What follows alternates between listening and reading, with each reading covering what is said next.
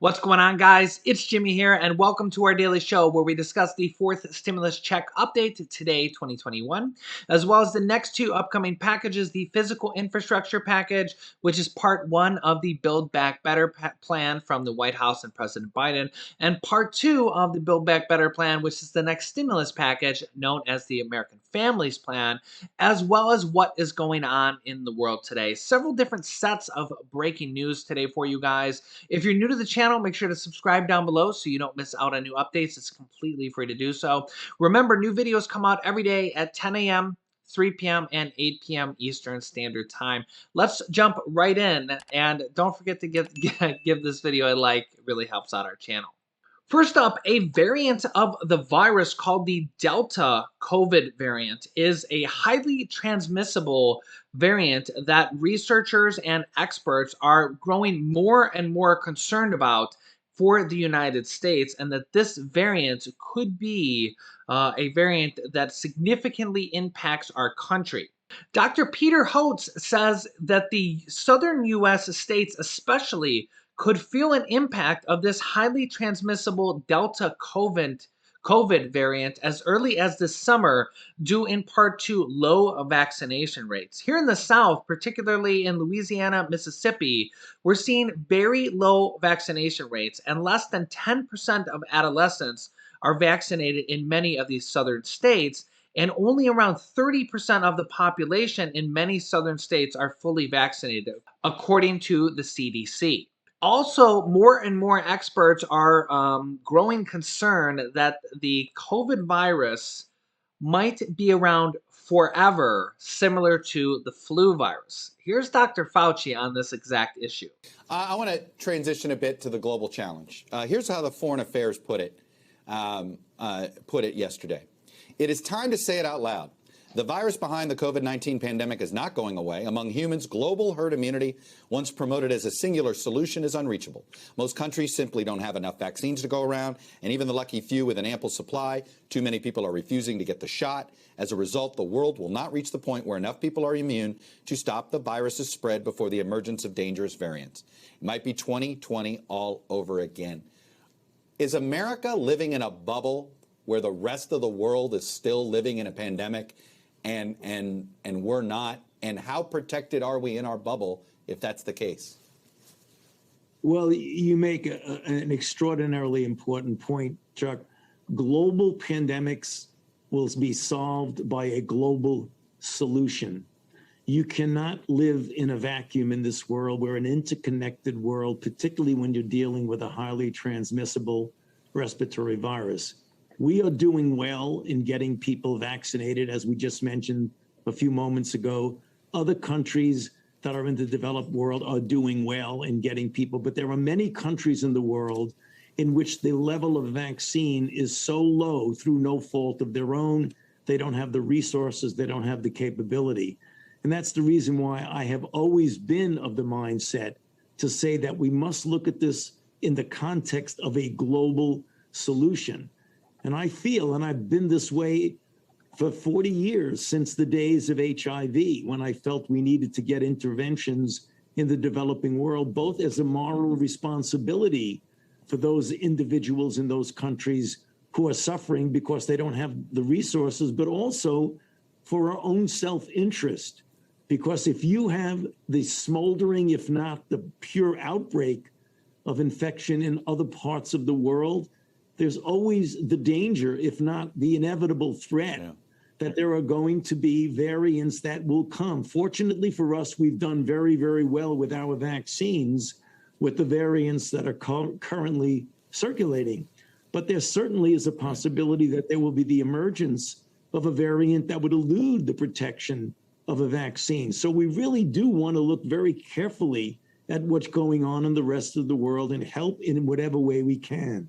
Dr. Fauci has also come with a lot of criticism, especially from the Republican Party and Republican supporters against Dr. Fauci for emails that have been made public, his personal emails, and over his ties to China.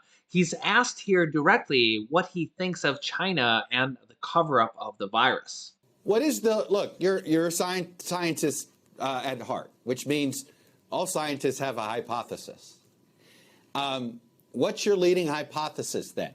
Is this more of a China's covering up when they found the virus, or China's panic that it was something they were studying and it leaked out? What's the more likely scenario? You know, Chuck, I don't want to get into that because, you know, lately everything I say gets taken out of context, not by you, but by others. I mean, I think, it's a tough one.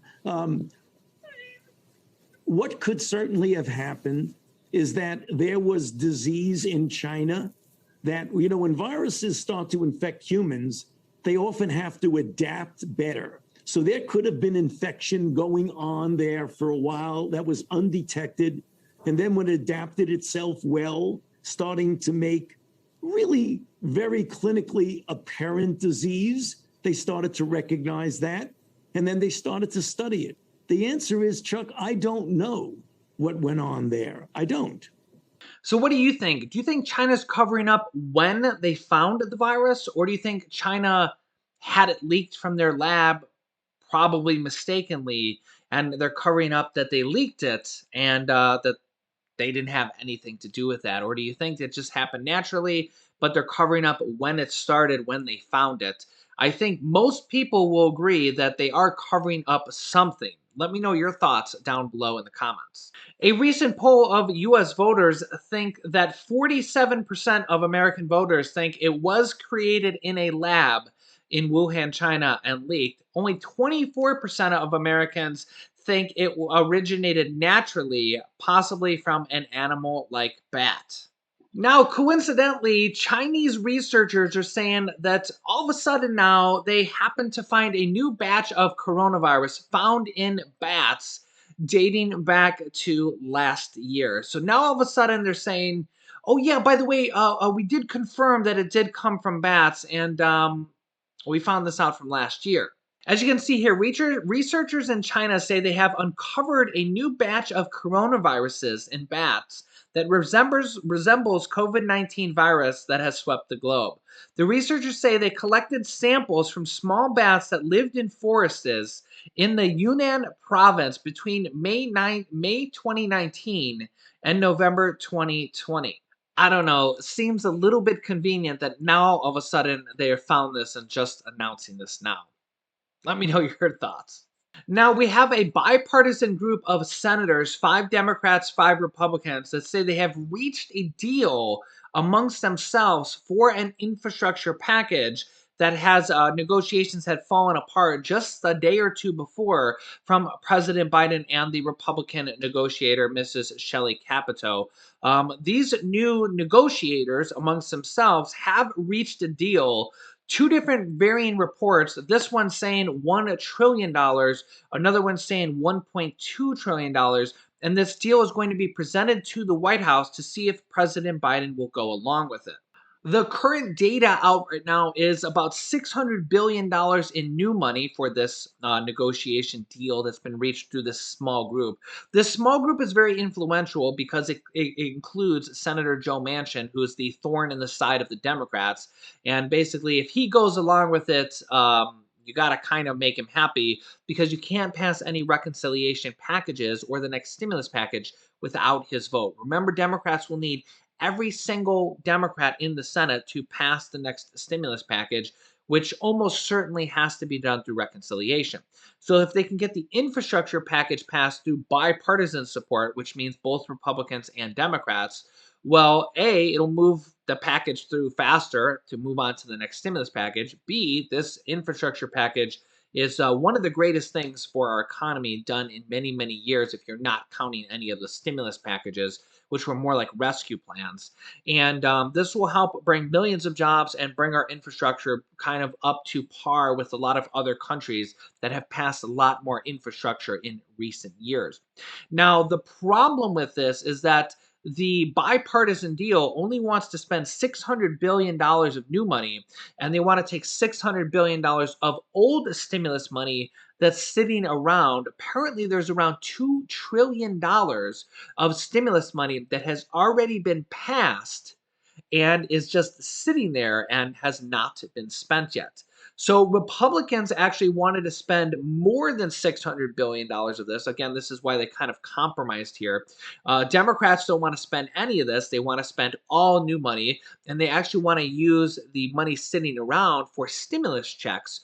Remember that $400 billion, 400 to $450 billion is what the $1,400 stimulus checks will cost. So you could actually spend and pass about 4 or 5 $1,400 stimulus checks, new ones, without spending any new money. If they just took all the old money that's been passed from previous stimulus packages and has not been spent yet. Remember, there's actually 6 stimulus packages that have been passed. If you don't watch this channel, probably nobody knows that. Everybody thinks there's only 3 packages that have been passed, but former President Trump actually passed 5 stimulus packages in total.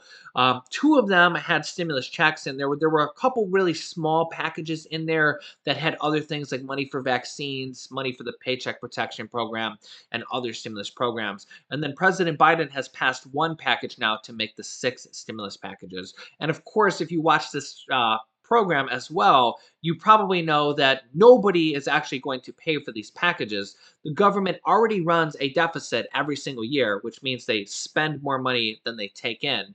And these 6 stimulus packages, 5 passed underneath Trump, 1 underneath Biden so far, are on top of that deficit. So they're just going to go sit on the national deficit. No taxes were raised for these 6 stimulus packages. But President Biden does want to raise taxes going forward. He actually campaigned on this. So it's not necessarily to pay for this package or that package. They kind of say that, but he wanted to do that before he's even in office.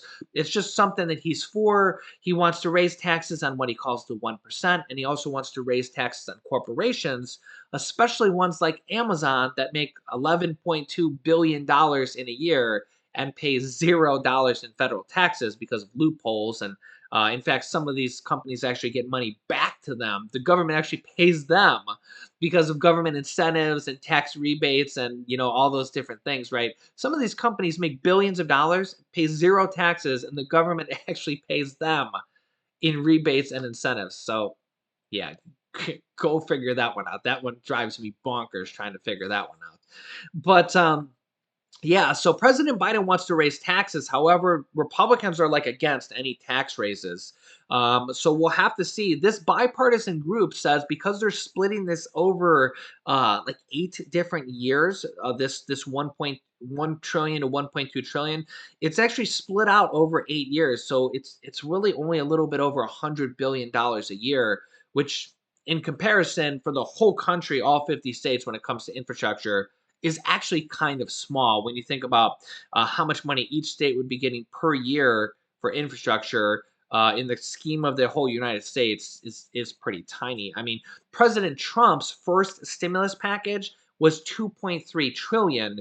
We're talking only about 100 billion. So that's like, what is that, like 5% of the first stimulus package alone per year in infrastructure. So in some ways, it's not a very big package at all. Some people are saying that President Biden won't go for it. It's not big enough, and they're using too much of the old stimulus money that's sitting there. There's another bipartisan group called the Problem Solvers Caucus that is working on another deal amongst about 50 different Democrats and Republicans combined. Their bill is expected to be about 1.4 trillion instead of 1 to 1.2 trillion. We know that Democrats and President Biden want to spend more, more, more. We see this in their infrastructure package and their stimulus packages. We know that Republicans want to spend less. They always seem to draw the line around $1 trillion. But remember, this is a bipartisan group that had some negotiations there. But typically, Republicans want to spend less. Not a single Republican voted yes on the third stimulus check package. The Democrats passed it completely on their own through the good old reconciliation process, and is probably how they're going to pass the next stimulus package, the American Families Plan. But we need to get this infrastructure package passed first. They can combine them together, but if they do that, they'll have to pass it through the reconciliation process, and then they'll have to deal with Senator Joe Manchin, who Doing that will make him much more unhappy than he will be if they pass the infrastructure package through bipartisan support with the Republicans. Remember, Senator Joe Manchin's kind of like a VIP, a very important person here. Even though Democrats don't like him and Republicans don't like him, he's very important when it comes to the voting process because when they go to pass the next stimulus package through the reconciliation process, unless they combine them and vote them through the reconciliation process, he needs to vote yes. He's like kind of the one wild card in the Senate that always threatens to vote no. Now, 99% of the time, he ends up voting with the Democrats. He did so as well with the third stimulus check package as well. At the end of the day, he voted yes. All 50 Democrats in the Senate voted yes, and they passed it through the reconciliation process, along with 99% of the Democrats in the House.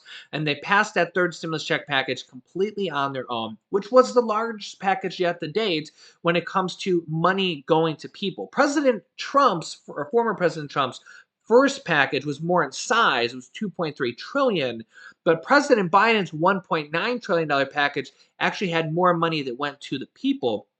We've seen the $1,400 stimulus checks, which was the largest yet to date. $1,400 for children, which was the largest yet to date by more than double. They previously children only got $500 to $600, and then we've seen the $1,400 stimulus checks for adult dependents and college student dependents who didn't even receive a stimulus check the last time around. Also, we have the child tax credits, which were increased to $3,000 for children ages 6 through 17 and $3,600 for children under the age of 6 passed in that third stimulus check package for 1 year. And the IRS is going to start sending out that money, that $3,000 to $3,600, in monthly stimulus checks starting on July 15th, which is almost about a month away now, for 88% of children in this country, which is, I think it's, around 65 million children are going to start receiving monthly stimulus checks of $250 to $300 per month starting on July 15th. Of course, it doesn't go to the children, it goes to the person who claims them as a dependent, which is most of the time mom or dad, or mom and dad combined through a joint tax return. So remember, the person who's going to get that money is the person who last claimed the child on the most recent tax return. The IRS is also setting up a website to you will be able to log in and possibly change banking information, tell them if you want to opt out of these monthly payments and just get it all as a one lump sum.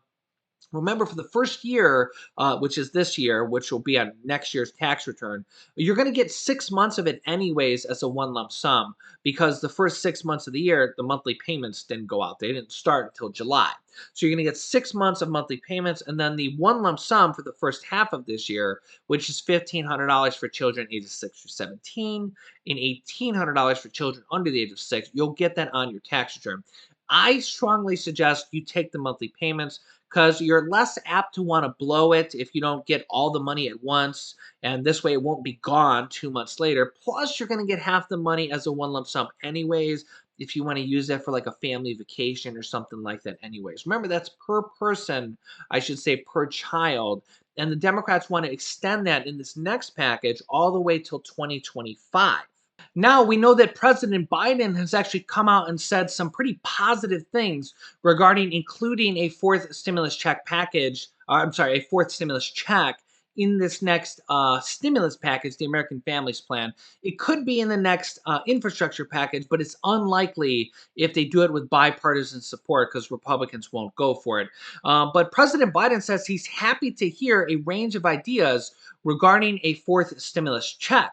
And President Biden had a huge announcement yesterday with the G7 over in Europe, where he is right now, with the top other 6 countries that are called the G7, along with the United States, that President Biden backs the call for more economic stimulus and has also convinced the other 6 countries of the G7 that new stimulus and more stimulus needs to continue to further the economic recovery. So President Biden has actually come out in favor of more stimulus to pass for these next 2 packages, and they want to continue this going forward for the rest of the year. We know that there is many Democrats, like the U.S. House of Representatives House Ways and Means Committee, that is the group that actually writes the stimulus check portion of the bill, to pass monthly recurring payments during the pandemic, and more checks would keep millions of people out of poverty. Senator Bernie Sanders, as well as Senate Majority Leader Chuck Schumer, are both part of the over half of the Democrats from the Senate that are in favor of not just a fourth stimulus check, but monthly recurring stimulus checks to be included in President Biden's Build Back Better plan, the infrastructure plan, or the American Families Plan. We have two different bills. The one that the Senate backs is this bill from Senator Ed Markey and Elizabeth Warren that is for $2,000 monthly stimulus checks that would go until the pandemic is declared over, or the bill from the House of Representatives that is largely co-signed and backed by Democratic Representative Jayapal, along with Democratic Representative Rashida Tlaib, for a $2,000 one-time stimulus check, then followed by $1,000 monthly recurring payments until 1 year after the pandemic is declared over. So this would go for 12 months, probably plus another few months as well. I think worst case scenario, we'll see at least a single stimulus check in this next package. I'll keep you up to date on all the latest details, along with breaking news regarding our country and stuff you need to know. So if you're new to the channel, make sure to subscribe down below. It's completely free to do so. After subscribing, click the bell icon to all notifications to get reminder notifications when we go live, which is every day at 10 a.m., 3 p.m., and 8 p.m. Eastern Standard Time. Remember those times and don't miss an episode so you don't miss out on any new information. You can click this top video here to watch my newest stimulus check video next. This bottom video is about state, city, and county stimulus checks and stimulus programs going out. And this video is about President Biden's Social Security raise to over $16,000. So click on one of those videos next. Thanks, guys, and I will see you in the next video.